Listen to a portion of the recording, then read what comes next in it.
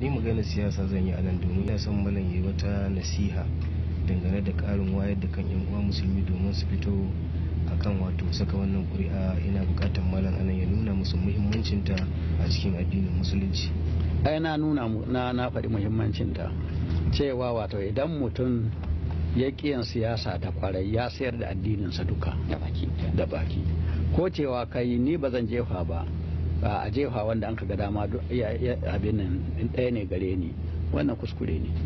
Domin an ka jefa ma wanda ba musulmi ba ko an ka jefa ma wanda a mugun mutum, in ya taho abin nan kai ɗaya abin zai shafa ko zai shafi duniya duka. Ko da mutum biyu za a zaɓa tilas ne ka zaɓi guda ka bashi ƙuri'a don abin nan ka tabbata shi ɗaya musulunci. In ka ce wancan wanda ba na ƙwarai ba shi za ka ba, kaga da kai da shi kun san ɗai. Ko kuma ka ce ba ruwa na a zaɓi wanda an ka ga dama, ka yarda kenan a zaɓi mugu abin nan a rinjaye na ƙwarai. Wannan duka abin nan ga musulunci har zai kai mutum ga kafirci. To in ya zan abin nan in ya zan zai kai mutum ga kafirci daidai ne shi kyale. Daidai ne yanzu sallar azhar ta taho kace ba kai, ko la'asar ta taho kace ba kai, ko azumi ya taho kace ba kai, ko aikin haji. To in waɗannan abubuwa sun ka taho aikin haji ya taho daidai da ƙuri'a, wajibi ne ku bar zuwa haji sai kun ga an yi ƙuri'a. Don in ba ku tafi bana ba wasu abin nan kuma waɗanda sun ka samu sun ka zamba irin naku ba sai su hana zuwan haji gaba ɗaya.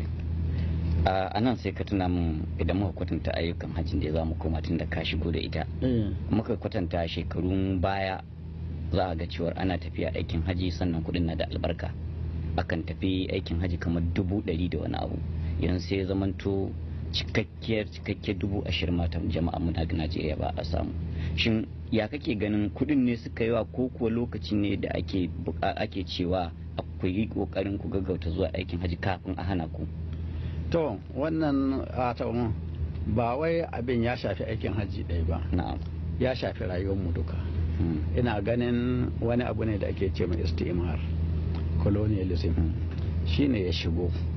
Matuƙa an danne ku ga kuɗinku, an hana su kima abin nan, kaga babu yadda za ku yi. Mun yi zama naira guda ta Najeriya tana daidai da naira 10 ta Najeriya a yanzu. Yaya an kai ta lalace haka?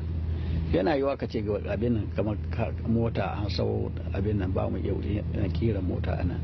To amma masarar da kake saya fa masarar naira 40 yanzu sai 300 za ka sayi ta. Yaya an kai wannan? In muna so mu gyara ya kamata ko da aikin kastam ɗin da kun ka gani shi ma taimakon abin nan ne, ƙasa ne.